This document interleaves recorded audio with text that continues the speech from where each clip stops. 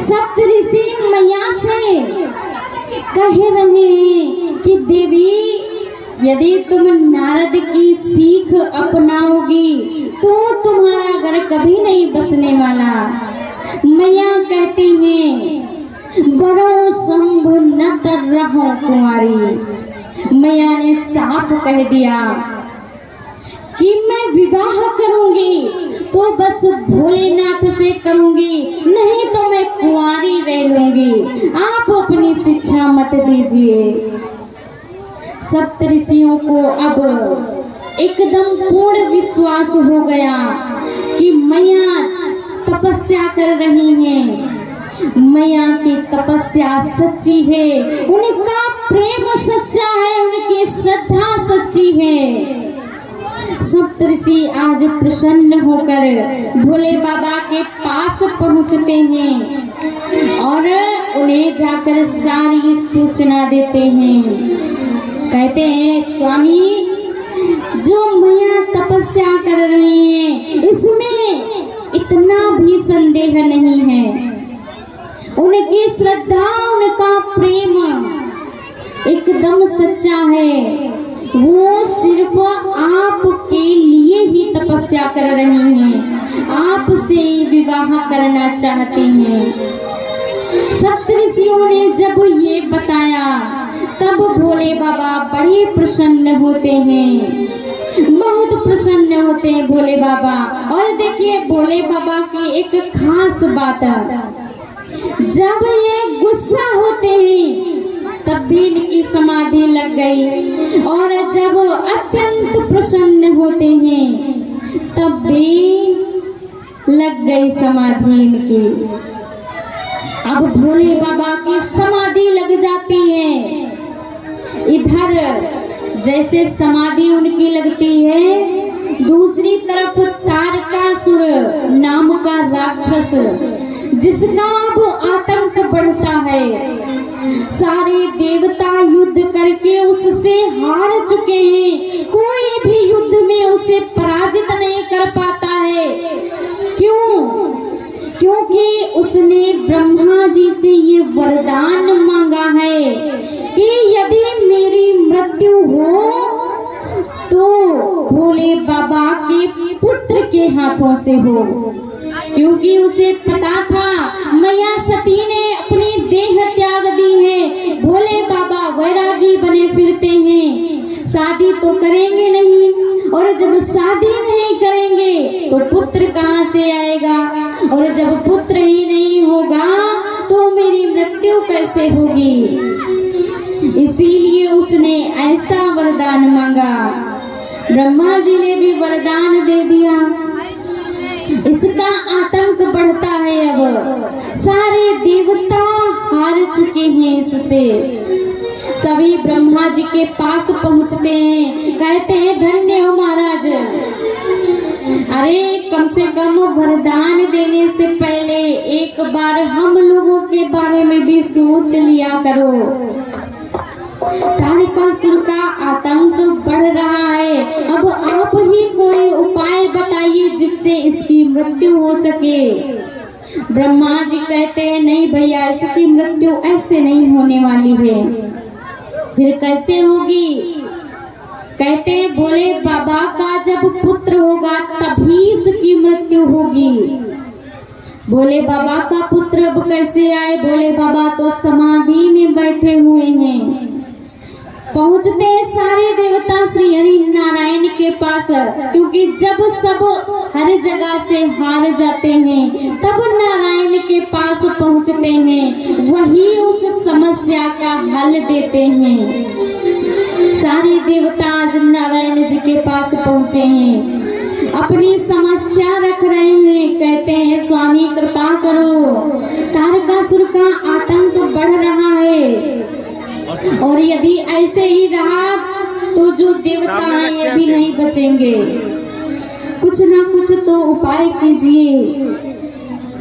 अब उपाय कौन सा है? भोले बाबा की समाधि तुड़वानी होगी, तभी तो वो विवाह करेंगे, और जब विवाह करेंगे तभी पुत्र होगा उनको। सारे देवता कहते हैं आखिर वहां जाएगा कौन? कौन जाएगा वहां उनकी समाधि खुलवाने के लिए? क्योंकि जो जाएगा उनकी समाधि खुलवाने वो वापस तो आने वाला नहीं है। भोले बाबा का क्रोध ही इतना है, यदि समाधि से उन्हें उठा दिया किसी ने तो वो वापस नहीं आएगा। सारे देवता ऐसा विचार करते हैं किसे भेजा जाए। कामदेव का अब नाम सामने आता है। कहते हैं कामदेव को बुलाओ। वहीं अब भोले बाबा के पास जाएंगे उनकी समाधि तोड़वाने के लिए। सारे देवता कामदेव को बुलाते हैं, कामदेव से विनती करते हैं कि प्रभु कृपा करके आप जाइए और भोले बाबा की समाधि खुलवाइए जिससे उनका विवाह हो सके। कामदेव कहते हैं मैं जाना नहीं चाहता, लेकिन देवता कहते हैं कि मैं आपको जाते हुए देखना चाहता हूँ। जब विनती सारे देवता करते हैं तब कामदेव तैयार होते हैं।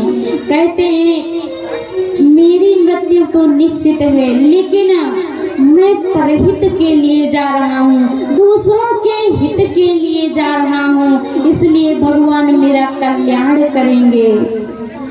नारद जी आज कामदेव पहुँचते हैं भोले बाबा के पास। जितनी कहते हैं काम के 5 बाण होते हैं, अपने सारे बाण लेकर कामदेव पहुँचते हैं कैलाश पर्वत पर। शीतल मंद सुगंध हवाएं बहने लगती हैं, अप्सराएं नृत्य करने लगती हैं, चारों तरफ पुष्प कलियां खिल जाते हैं। कामदेव अपना सारा प्रभाव दिखाते हैं, लेकिन भोले बाबा पर इसका कोई प्रभाव नहीं पड़ता। भोले बाबा की समाधि नहीं खुलती है। फिर भी जब कामदेव सारे उपाय करके हार गए तब कहते हैं कामदेव आम के पेड़ पर बैठकर अपने बाण छोड़ता है और वो बाण भोले बाबा के हृदय में लगते हैं। अच्छा, कामदेव आम के पेड़ पर ही क्यों बैठकर बाण चलाता है? क्योंकि काम जो है वो आम को ही परेशान करता है। आम अर्थात काम जो है वो आम को ही परेशान करता है। आम जो ये आम लोग हैं जो भगवान की भक्ति नहीं करते हैं, आम लोग हैं, इन्हीं को काम परेशान करता है। जो प्रभु के भक्त हैं उन्हें काम कभी परेशान नहीं करता है, आम को ही परेशान करता है। कामदेव आम के पेड़ पर बैठकर अपना बाण चलाता है और भोले बाबा के हृदय में वो बाण लगता है। भोले बाबा की समाधि भंग होती है। इधर उधर भोले बाबा देखते हैं और पेड़ पर देखते हैं कामदेव को कि तब शिवती सर नयन उघारा, तब शिवती सर नयन उघारा,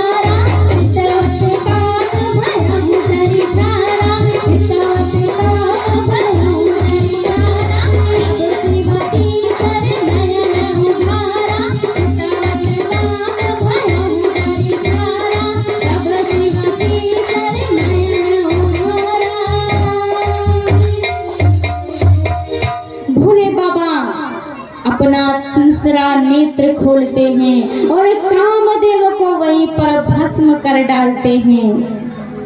कामदेव की पत्नी रति रोती हुई आती है भगवान के पास, कहती है कि स्वामी आपने मेरे पति का अंत कर दिया, अब मैं किसके सहारे रहूंगी, मैं तो अकेली हो गई। भोले बाबा रति को वरदान देते हैं कि तुम्हारा पति अब तक शरीर में रहते था, लेकिन आज के बाद वो उसका कोई एक शरीर नहीं होगा, वो हर शरीर में व्याप्त होगा। और यदि तुम शरीर रूप में उसे पाना चाहते हो तो ये इसका पूर्व जन्म कब होगा? जब मैं द्वापर युग में कृष्ण के अवतार में, जब श्री हरि नारायण द्वापर युग में कृष्ण का अवतार लेकर आएंगे, तब उनके पुत्र जो हैं प्रद्युम्न के रूप में तुम्हारे कामदेव को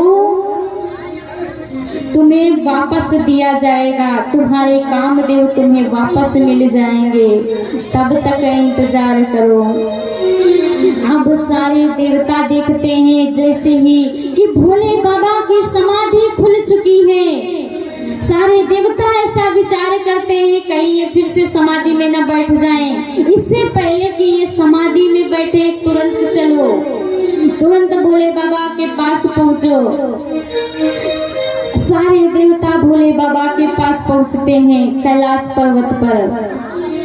भोले बाबा ने देखा सारे देवता आए हुए हैं, आखिर क्यों आए हैं ये सारे देवता? आने का कारण पूछते हैं, क्योंकि ऐसे तो कोई आने वाला नहीं है, जब तक कोई ना कोई अपना ही मतलब होगा, इसीलिए ये आए होंगे, हमारे मतलब के लिए तो आए नहीं होंगे, कोई ना कोई अपना ही मतलब होगा। कहते हैं ना कि सुर नर मुनि सबके यह रीति, स्वार्थ लागी करहि सब प्रीति। सुर अर्थात देवता, नर, मुनि, चाहे कोई भी हो, सबकी यही रीति है, जब उनका कुछ ना कुछ स्वार्थ होगा तभी आपसे प्रेम दिखाएंगे, ऐसे कोई नहीं प्रेम दिखाएगा। जब कोई बात अपनी मनवानी हो तब बड़े प्रेम से बोलेंगे, और जहां वो मतलब निकला सो उनकी भाषा ही चेंज हो जाती है, तुरंत भाषा बदलती है। भोले बाबा ऐसा विचार करते हैं, ऐसा मन ही मन सोच लेते हैं कि कोई ना कोई इनका मतलब होगा, इसीलिए ये सारे देवता आए हुए हैं। पूछते हैं आने का कारण क्या है भैया, क्योंकि ऐसे तो आओगे नहीं, क्यों आए हो बता दो। कहते हैं अब नारायण से सब लोग कह रहे हैं कि प्रभु आप बताइए, क्योंकि बताने में भी डर लग रहा है देवताओं को, बताए कौन? आखिर की बाबा विवाह कर लीजिए, कौन बताए? एक दूसरे के कान में बोल रहे हैं प्रभु आप बताओ, प्रभु आप बताओ। अब निश्चय किया देवताओं ने कि ब्रह्मा जी सबसे बड़े हैं, ब्रह्मा जी सबसे बड़े हैं तो ब्रह्मा जी ही बताएंगे। अब ब्रह्मा जी डरते डरते कांपते कांपते भोले बाबा के पास जाते हैं, कहते हैं प्रभु क्या बताएं? ये सारे देवता जो हैं ये चाहते हैं कि आप विवाह कर लें। अच्छा ये सारे देवता? भोले बाबा जैसे ही देवताओं की तरफ देखते हैं, ना ना प्रभु हम नहीं चाहते, कहीं भोले बाबा गुस्सा ना हो जाए हमसे। कहते हैं प्रभु ये सारे देवता आपसे यही विनती लेकर आए हैं कि आप विवाह कर लीजिए। क्यों? इतने दिनों से हम अकेले थे, कभी आप लोगों ने नहीं सोचा? कहते नहीं प्रभु आप अकेले रहते हैं, हम देवताओं को अच्छा नहीं लगता है, हम सबके पास उनकी पत्नियां हैं, आपके पास कोई नहीं है, आप अकेले रहते हैं, हमें बिल्कुल अच्छा नहीं लगता। कहते हैं बोले बाबा अच्छा ऐसी बात है, तो जब मैया सती ने देह त्यागी थी तब से आप लोग कहाँ थे? कितना समय व्यतीत हो गया है, तब ये बात किसी को याद नहीं आई थी कि भोले बाबा अकेले बैठे हैं, किसी ने नहीं सोचा था, आज ही बात याद आई है।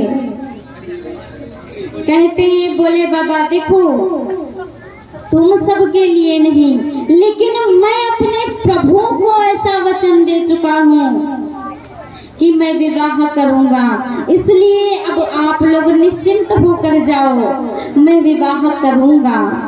अब इतना सुनते ही सारे देवता वहां से गायब हो, जितने देवता थे सब कैलाश पर्वत से गायब हो।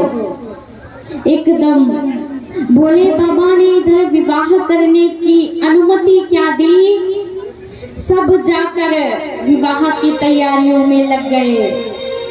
यमराज जी अपने काले भैंसे को गोरा करने में लगे हैं।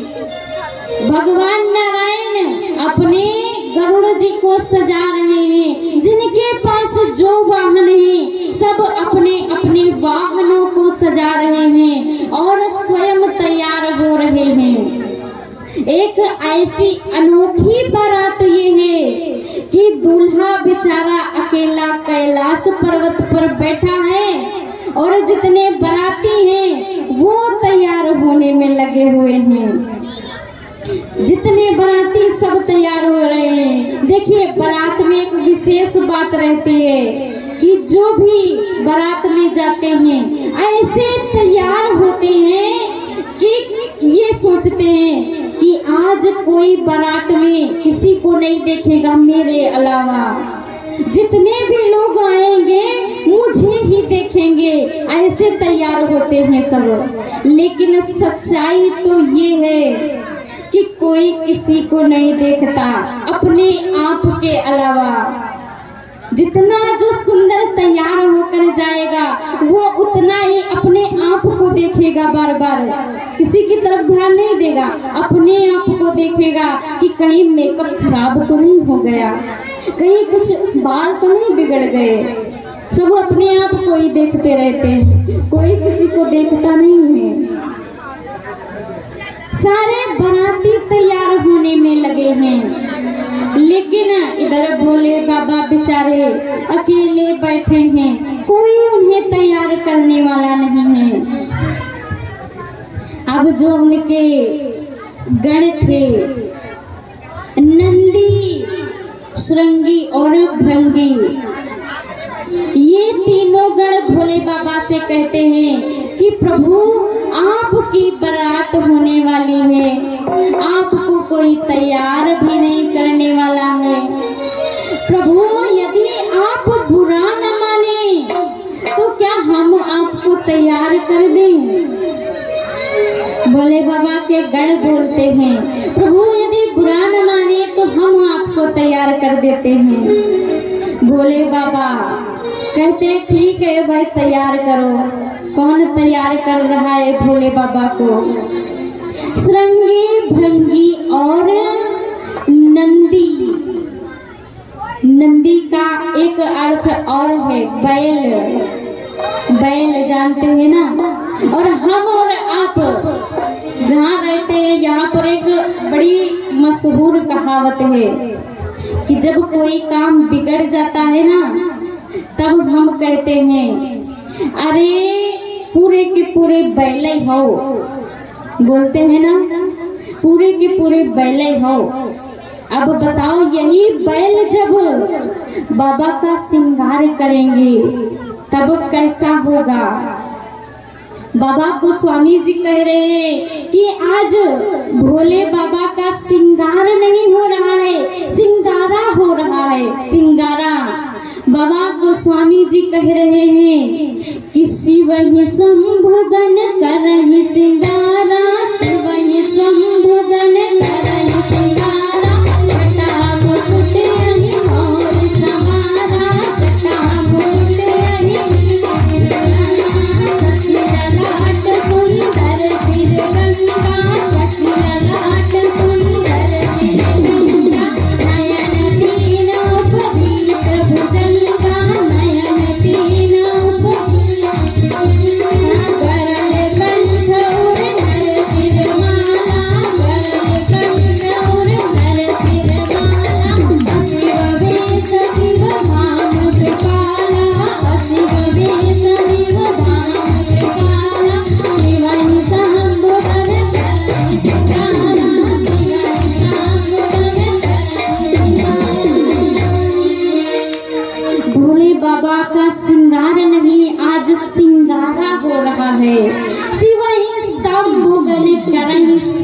तुम्हारा, जटा मुकुट अहि मोर समारा।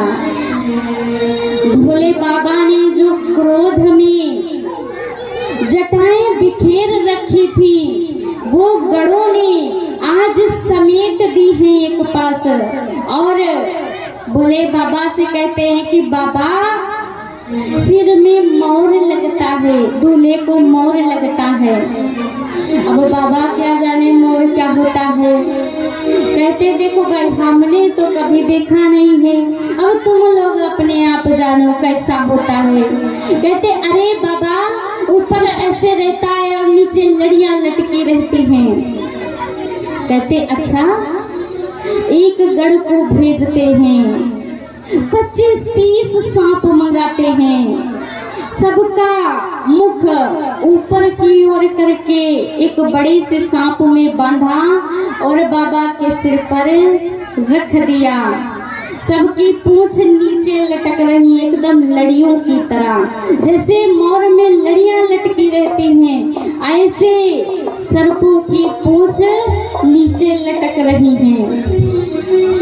अब कहते हैं बाबा, दूल्हे को तो 6 दिन पहले ही उपटन लगना शुरू हो जाता है। आपको उपटन नहीं लगा है, कम से कम क्रीम पाउडर ही मंगा लीजिए, यही मंगा लीजिए, यही लगा देंगे। भोले बाबा भाई का जाने क्रीम पाउडर का हो। कहते हैं भाई, हम कुछ नहीं जानते हैं क्या होता है क्रीम पाउडर, तुम लोग जितना जानते हो उतना लगा दो। कहते हैं अरे बाबा, बढ़िया एकदम फेस पाउडर मंगाइए, वही लगाएंगे। बाबा गढ़ को एक भेजते हैं, कहते हैं जाओ शमशान में जो अभी अभी चिता जली हो उसकी भभूति लेकर आओ। गढ़ लेकर आता है बाबा, वो भभूति पूरे शरीर में पोत लेते हैं, हो गया, क्रीम पाउडर लग गया। आप लोग बताइए बाबा, भभूति क्यों पोतते हैं, क्यों लगाते हैं, वो भी मुर्दों की भभूति क्यों लगाते हैं, किसी को पता है? कहते एक बार क्या होता है, एक शव यात्रा जा रही थी। शव यात्रा में जितने लोग थे सब बोलते जा रहे थे कि राम नाम सत्य है। जब शव जाता है तभी ये लोग बोलते हैं कि राम नाम सत्य है। लेकिन जानते संसार में सभी हैं कि राम जी का नाम ही सत्य है, लेकिन बोलते कोई नहीं है। जब व्यक्ति चला जाता है संसार से तब बोलते हैं राम नाम सत्य है, तब वो सुनने वाला है। भाई सत्य एक राम जी का नाम ही है संसार में, लेकिन कोई बोल नहीं पाता। कहते हैं ना लोग कि राम को तो खूब मानते हैं लेकिन राम की नहीं मानते। कितने लोग राम जी को मानते हैं, हाथ खड़ा कीजिए। लगभग सब मानते हैं, राम जी को सब मानते हैं। अच्छा, राम जी की कितने लोग मानते हैं? खड़ा कीजिए हाथ भाई, राम जी की कितने लोग मानते हैं? इसमें देख रहे हैं कि कोई कोई अपने मुख में जो गुटखा भरे हुए हैं वो भी हाथ खड़ा किए हैं। बताओ, आप लोग बताओ, राम जी ने ऐसा उपदेश कब दिया कि भैया गुटखा खाओ? कब ये उपदेश दे दिया? फिर राम जी की कैसे मानते हैं? आप लोग राम जी की मानते हैं। कहते भोले बाबा, जब ये दृश्य देखते हैं कि सब यात्रा जा रही है और उसके पीछे सारे लोग राम जी का नाम लेते हुए जा रहे हैं, मेरे प्रभु का नाम लेते हुए जा रहे हैं, भोले बाबा बड़े प्रसन्न होते हैं ये सुनकर। भोले बाबा भी उसी में वेश बदल कर आ जाते हैं और पीछे पीछे अपने प्रभु का नाम लेते हुए चलने लगते हैं। जब शमशान तक सब पहुंच जाता है, सारे लोग उसे रख देते हैं नीचे। अब सारे लोग चुप हो गए। अब भोले बाबा सोच रहे हैं भाई ये लोग चुप क्यों हो गए। अब कोई कह रहा है कि बताओ, चला गया गया तो गया, लेकिन मेरी आज की छुट्टी भी ले गया। अरे संडे था, आज एक ही दिन छुट्टी मिलती थी, वो भी जाते जाते ले गया। अरे कल नहीं मर सकता था क्या। कोई तो ऐसे बोल रहा है, कोई बोल रहा है कि क्या बताएं, अपनी फैमिली के साथ में, अपने परिवार के साथ में पिकनिक मनाने जा रहे थे, लेकिन इसने सब बर्बाद कर दिया। भोले बाबा सोचते हैं कि बताओ, अभी ये लोग मेरे प्रभु का नाम ले रहे थे और इतनी जल्दी ये लोग क्या लेने लगे, क्या बोल रहे हैं। बताओ, वो तो चला गया, अब भी नहीं छोड़ रहे हैं उसे। सारे लोग उसे जलाकर चले जाते हैं, लेकिन भोले बाबा वहीं बैठे रहते हैं। और जब उसकी भभूति बनती है, राख हो जाता है वो, तब वो भोले बाबा अपने सिर में पोत लेते हैं। क्यों? कहते हैं भोले बाबा ये तो गया, लेकिन जाते जाते भी इसने कितने सारे लोगों के मुख से मेरे प्रभु का नाम लिवा दिया। जाते जाते भी इसकी वजह से कितने सारे लोगों ने मेरे प्रभु का नाम लिया। बड़े प्रसन्न होते हैं भोले बाबा उससे और उसकी भभूति अपने शरीर में पोत लेते हैं। तभी से कहते हैं कि भोले बाबा भभूति लगाने लगे। तो गण भोले बाबा का श्रृंगार कर रहे हैं, पूरे शरीर में भभूति पोतते हैं। अब कहते हैं कि बाबा दूल्हा तो अच्छा सा कोट पहनता है,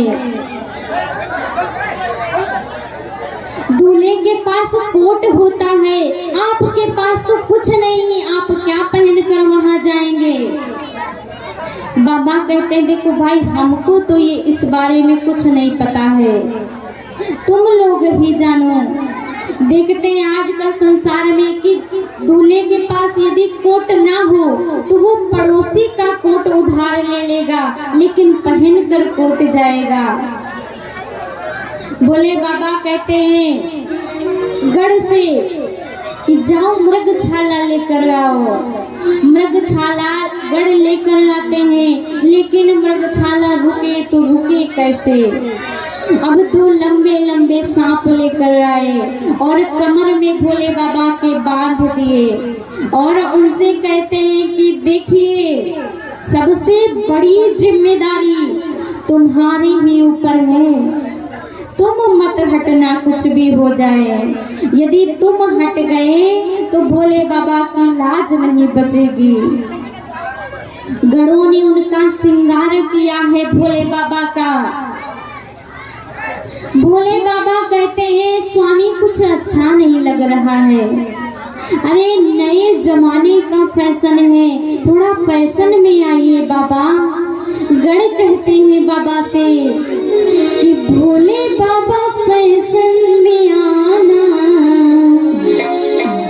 भोले बाबा फैशन में आना, बदलो बदल गया जमाना, बदलो बदल गया जमाना।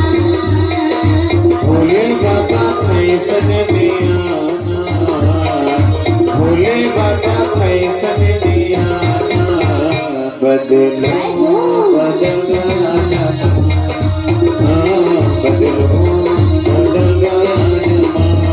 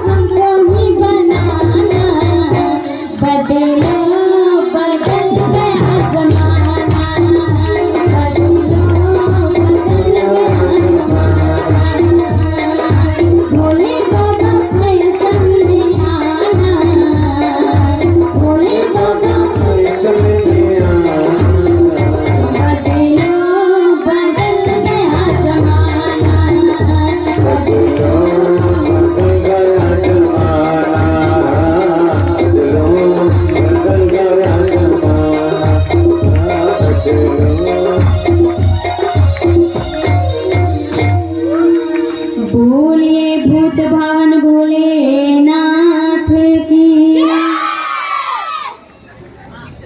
कहते हैं जब तक कोट ना हो तब तक दूल्हा अच्छा नहीं लगता, कि न्याय कोट बिना चुनरी गोट बिना दूल्हा कोट बिना अच्छा नहीं लगता महाराज। गढ़ उनके कहते हैं कि बाबा कुछ अच्छा नहीं लग रहा है, कुछ कमी लग रही है। हार तो भोले बाबा ने पहना ही नहीं है, अब वो मुंडों की माला बनवाते हैं, हार पहन लेते हैं। एकदम बढ़िया से भोले बाबा का श्रृंगार हो गया है। कैसा? सर पर मोर सांपों का है, यज्ञोपवीत सांपों के हैं, हाथों में सांप पहने हुए, कानों में बिच्छू पहने हुए हैं, मृग की छाला और पूरे तन पर भभूति लपेटे हुए भोले बाबा एकदम तैयार हो गए हैं। और ऐसा नहीं है कि कैसा भी कहीं भी लटका दिया हो, ना ना, जिस रंग का जिस साइज का इस तरफ है उसी रंग का उसी साइज का इस तरफ भी है। एकदम परफेक्ट तरीके से भोले बाबा आज तैयार हो गए हैं। अब कहते हैं हम तो तैयार हो गए, लेकिन जो हमारे बाराती हैं वो कहाँ हैं, उनको बुलाया जाए। भोले बाबा अब डमरू बजाकर बारातियों को बुला रहे हैं कि भोले बाबा ने यूं ही बजाया डमरू, भोले बाबा ने यूं ही बजाया डमरू, सारा कैलाश पर्वत मगन हो गया। भोले बाबा ने यूं ही बजाया डमरू, हाँ बजाया डमरू, सारा कैलाश पर्वत मगन हो गया।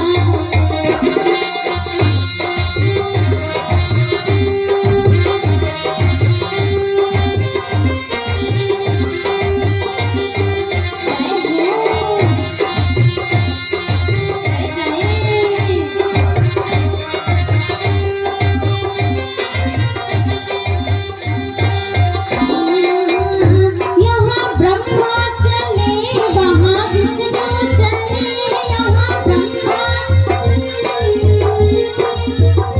यहाँ ब्रह्मा चले वहाँ विष्णु चले, ब्रह्मा चले वहाँ विष्णु चले, वहाँ लक्ष्मी का मन भी मगन हो गया, वहाँ लक्ष्मी का मन भी मगन हो गया। बाबा ने यूं ही बजाया डमरू, हाँ बजाया डमरू, सारा कैलाश पर्वत मगन हो गया। भोले बाबा ने यूं ही बजाया डमरू, बजाया डमरू, सारा कैलाश पर्वत मगन हो गया।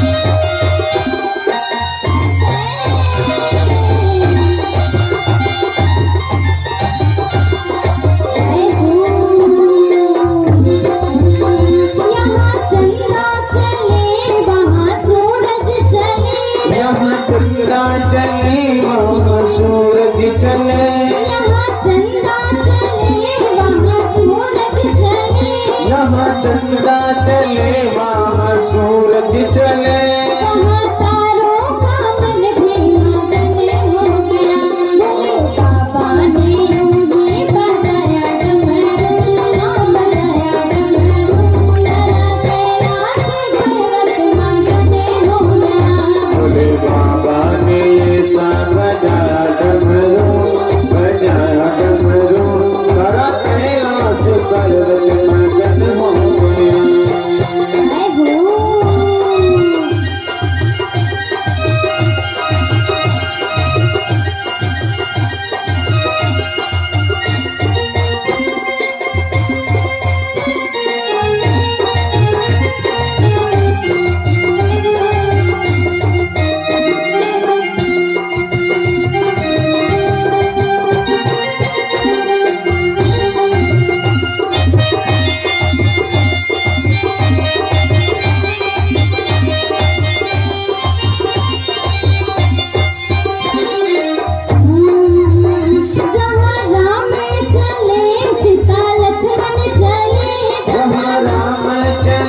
सीता लक्ष्मण चले, जहाँ राम चले सीता लक्ष्मण चले, जहाँ राम चले सीता लक्ष्मण चले, वहाँ हनुमत का मन भी मगन हो गया।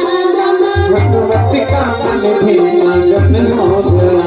भोले बाबा ने ऐसा बजाया डमरू, हाँ बजाया डमरू, सारा कैलाश पर्वत मगन हो गया। भोले बाबा ने सा बजाया डमरू, बजाया डमरू, सारा कैलाश पर्वत मगन हो गया। भोले बाबा ने ऐसा बजाया डमरू, बजाया डमरू, सारा कैलाश पर्वत मगन हो गया। भोले बाबा ने ऐसा बजाया डमरू, बजाया डमरू, सारा कैलाश पर्वत मगन हो गया। सारा कैलाश पर्वत मगन हो गया। बोले भूत भावन भोलेनाथ की। भोले बाबा ने एक डमरू बजाया और सारे देवता कैलाश पर्वत पर पहुंच गए हैं अपना अपना श्रृंगार करके, अपने अपने वाहनों को लेकर सारे देवता कैलाश पर्वत पर पहुंचते हैं। जैसे ही देवताओं ने भोले बाबा का श्रृंगार देखा, सारे देवता हक्के बक्के रह जाते हैं। मन में ऐसा विचार कर रहे हैं कि अरे हम लोग इतना तैयार होकर आए थे, सोच रहे थे कि हमारे अलावा कोई किसी को नहीं देखेगा, लेकिन जहाँ पर ये रहेंगे वहाँ पर कौन किसको देखेगा। अरे जब कोई देखने लायक बचेगा तभी तो देखेगा। सारे देवता आज अचंभित हैं भोले बाबा का श्रृंगार देखकर। अब सारे देवताओं ने एक मीटिंग रखी। कैसी मीटिंग? सारे देवता भोले बाबा से दूर हटकर गए और आपस में बातें कर रहे हैं। देखिए आप लोग अभी आपस में बातें मत कीजिए, अभी भोले बाबा आए नहीं हैं। सभी लोग शांति बनाए रखिए, अभी आएंगे तब देखिएगा। सभी लोग शांति पूर्वक बैठिए।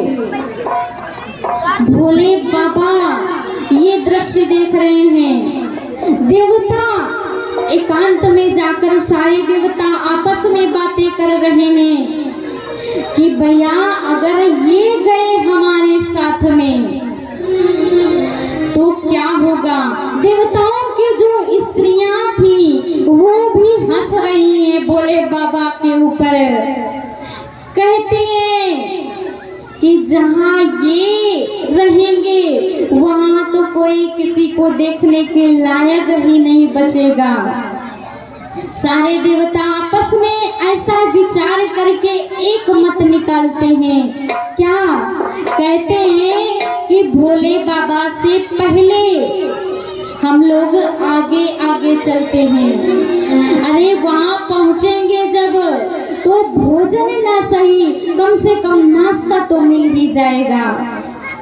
सारे देवताओं ने ऐसा विचार किया कि भोले बाबा को पीछे रहने दो, हम लोग आगे चलते हैं। अब भोले बाबा ने सोचा कि क्या हुआ देवताओं को। देवता आगे आगे चल देते हैं। लगता है कि बाराती कुछ कम है। इसलिए भोले बाबा अपने गणों को कहते हैं कि जो मेरे बाराती हैं उन्हें मानसिक रूप से निमंत्रण दिया जाए।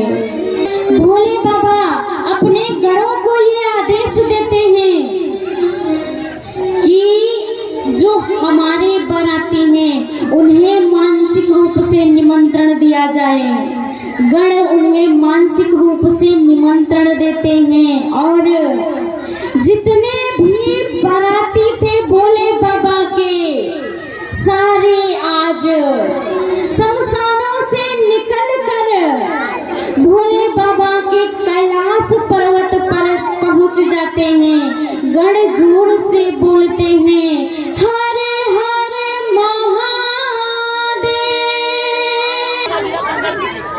जितने भी भोले बाबा के भूत प्रेत थे सारे कैलाश पर्वत पर आ जाते हैं। कैसे हैं?